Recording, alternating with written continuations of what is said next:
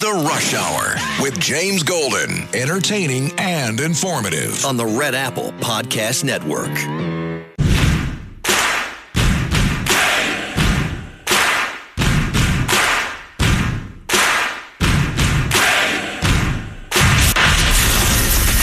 Attention Ditto Heads.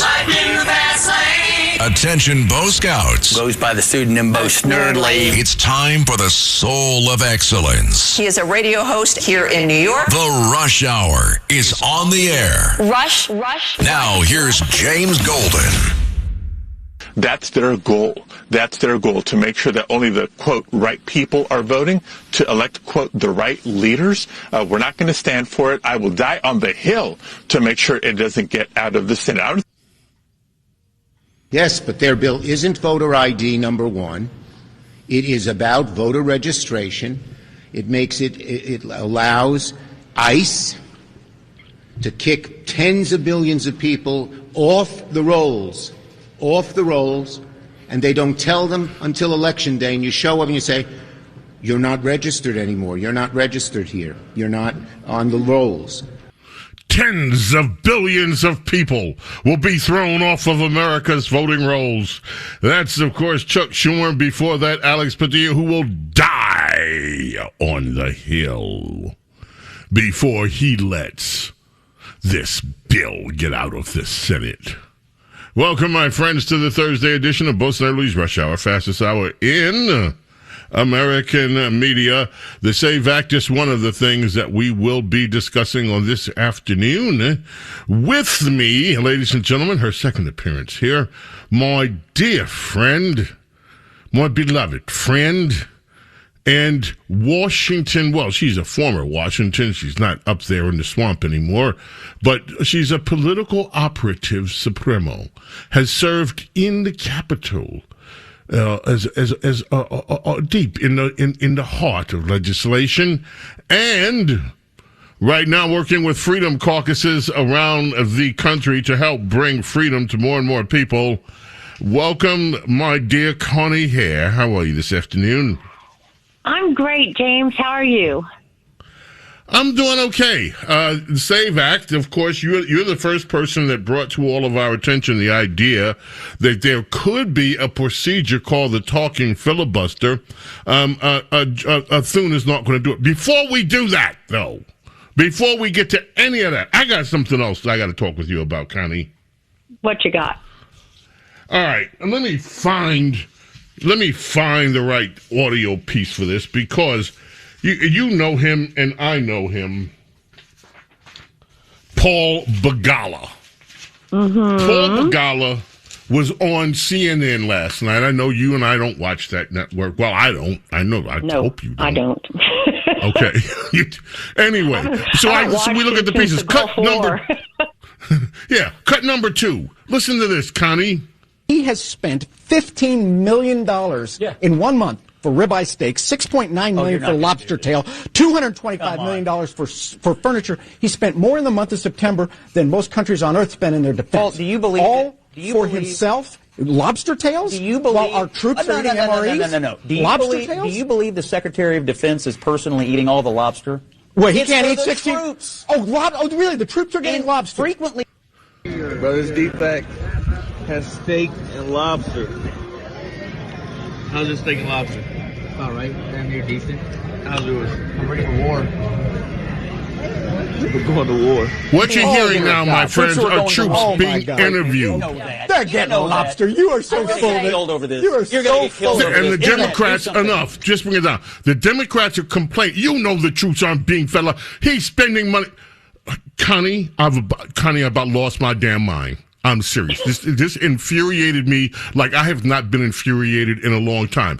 Democrats like Begala and others are bitching and moaning to high hell because the troops that have been and are being deployed into harm's way to risk their lives for this nation are being fed ribeye. They're getting special meals, ribeye, lobster, and all sorts of other things. And these troops love it. We see the videos of them eating. They are so appreciative of it. I I'm so mad. I almost got tears coming out of my eyes. I'm seriously about to lose my mind over this. And Democrats are complaining because we are feeding our troops well. Well, James, the key word in there was September. And I would love to see the parade of horribles that it's called end-of-year spending that these Democrats have spent in the past when these federal agencies and the Department of War is one. They have this really retarded policy where you have to spend all of the money before the fiscal year runs out, or you're going to get your budget cut because you obviously didn't need that money. So I'm sure they did all kinds of drag queen happy hours around the country when they were in charge. But Pete Hegseth chose to spend money on our troops getting to have some fine meals because they're out fighting in war zones and losing their lives, mind you, for this country. So I have no problem with him spending money to feed our troops to make them feel like they're actually appreciated and have a little piece of home and they're not eating canned Spam out in a field somewhere where, they're away from their families and friends. I have no problem with it. Sorry. I'm telling you, this has made me so angry. I can't believe it. Yeah. That these people would just stand and try to ridicule the idea and act in disbelief. And by the way, in all fairness, Pete Hegseth wasn't the first to do this. No. Joe Biden did it. Yep. Every American president and every administration has on special occasions, especially when they're being deployed, especially when they're about or could be deployed, making sure that our troops get fed, get treated special, for God's sakes. They're getting ready to go off to war. They go for entire stretches of time where they eat meals ready to eat. And I'm telling you, as a former member of the military, I have opened MREs that were green on the inside, okay? The shelf life's supposed to be like 45 years. How did it turn green? So when they're not out in the middle of nowhere eating out of bags that they have to open with a knife, that they're just terrible MREs. I'm happy that they're getting good, wholesome, solid meals that actually taste good and show that they're appreciated.